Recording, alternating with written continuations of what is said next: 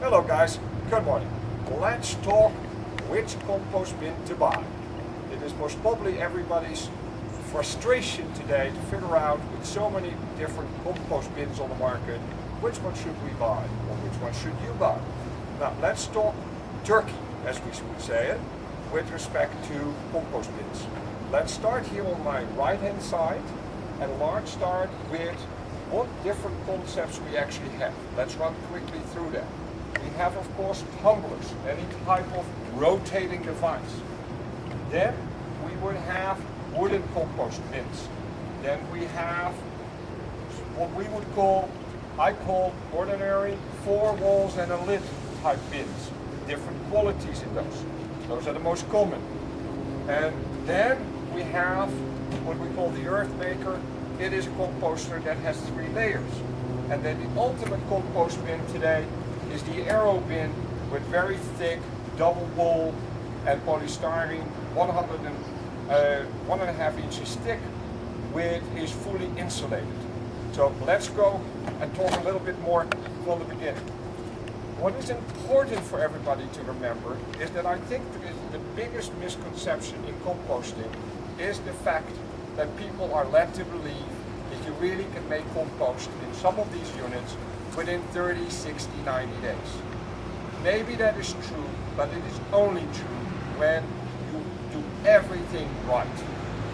The first thing to remember is that a compost bin, we all call them composters. It may make most of you assume that in some form or matter, these compost bins make compost for you.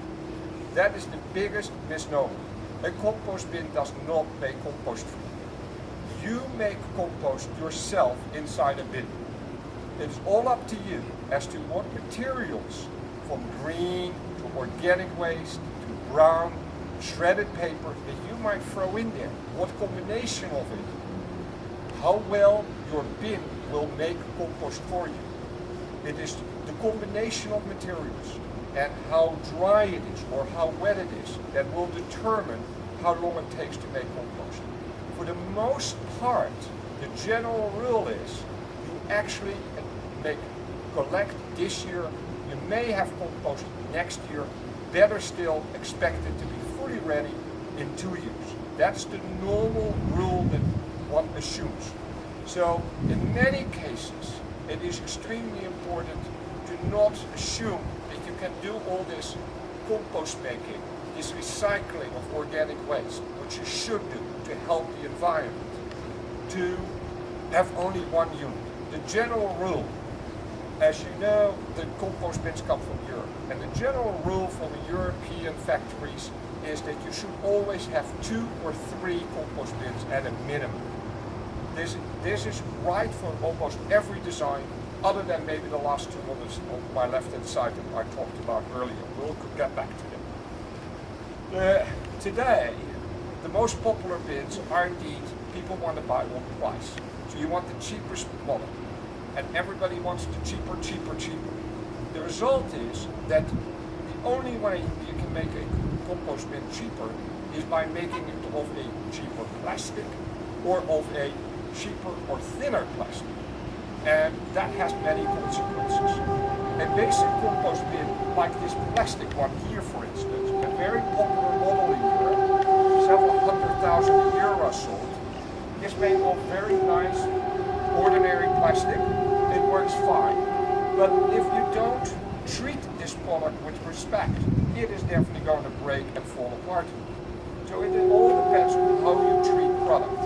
And plastic ones will fall apart, of course. These units can fall apart a little earlier than other ones. It depends on how solidly they are made, how thick they are, how they are put together. But it influences cost. So if you wonder why there is such a big difference between cost, between some costing as low as $40, $50 and others costing, even if they're 4 lids and 4 sides and a lid, and they cost $150, $200, it's all about quality and how long they will last. Now, let's talk a little bit more about the differences here of these styles of composters. One thing is, in America today, the tumblers are extremely popular.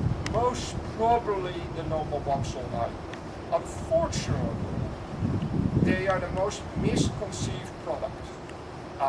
Most experts will tell you that this is really not the right product to have.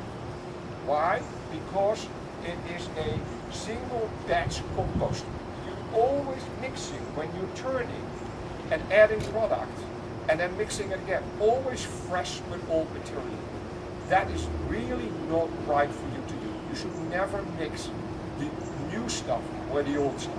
It should be kept separated, which is why most factories say you should have more than one compost bin. The other thing that is really sort of a problem with a tumbler is it is a smaller capacity than most of the others are.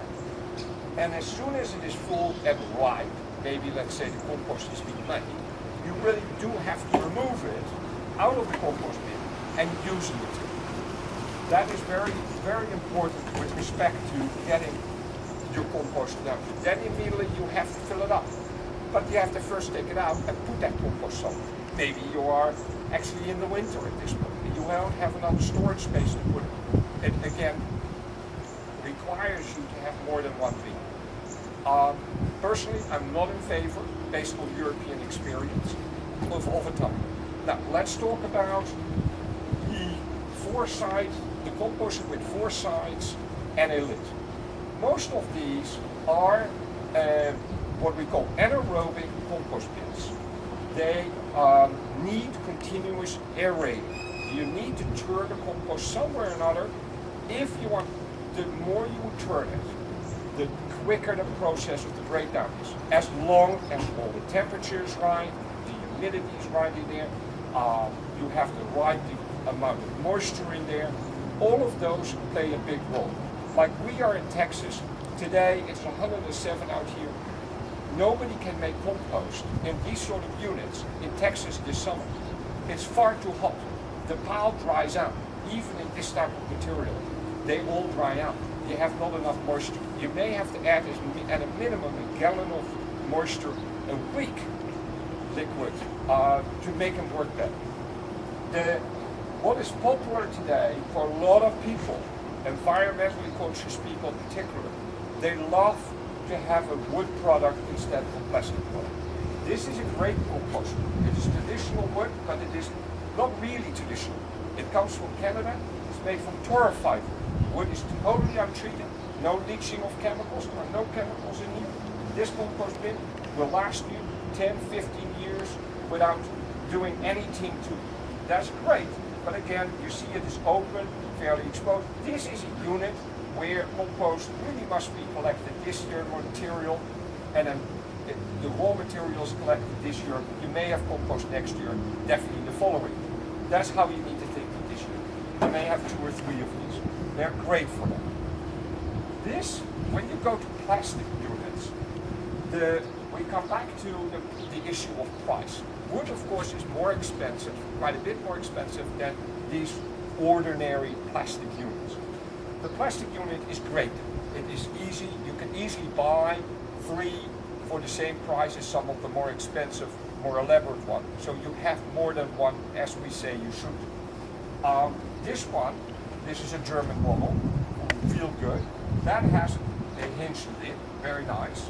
And what they have done, which you also can do with any composter you buy that has 4 walls and a lid, is if your walls fall apart by any chance, just drill some holes on each of the corners at the bottom and at the top, and just put zip ties to it, and then you can keep your walls together.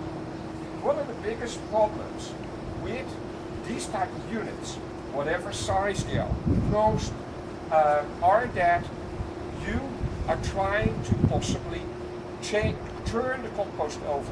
Lots of people are known to do this with like a compost fork or digging fork, and they want to turn the material. When you do that and you have material in there, a lot of people, a lot of effect comes that they put pressure on the wall. See what happens? That sort of pressure is definitely going to break these compost bins. And we have seen a lot of reports, a lot of complaints from customers who say, oh, my compost bin is not strong enough. It fell apart. Usually it is because of something like this. The leverage of a tool on the side of the compost bin or forcing it in the back. Wrong idea. Not do that. Absolutely not. The right tool and the only tool to use in a bin is some sort of wing tool like this. You push that down, it goes down into the compost, and when you pull it up, because the wings spread open, all your compost comes with it and you're mixing the product up. So this will speed it up. This is one way of doing it. The way the Europeans all like to do it, the way the only way they say is correct, is they think it's all silly, all this turning tools. What they prefer you do is simply pick up the compost bin, set it in a different location, take your compost fork or digging fork and just fork the product over from one location back into another location. So you take it here, put it here, and basically you put the compost bin next to the old location if you want to only use one bin. But if you had multiple bins, that would also be a good way to do that. So,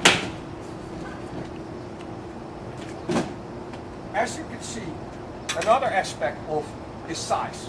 Of course, the bigger you are, the bigger unit you have, the more you can collect. A smaller unit like this is basically good for an average homeowner with a little bit of a lawn in the backyard, grass clippings, but then you would have maybe 2 of these.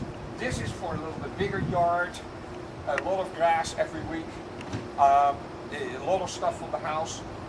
Remember, really put into your compost shredded paper, shred your newspaper, shred your financial records, things that you may not want to be recycling, but you should be recycling. So put those in your compost bin, but shred them. Also, do not put big branches. Shred everything that you put in. It should all be small. Put branches that are a little bit bigger on your lawn, run your lawnmower over. Shred it that way.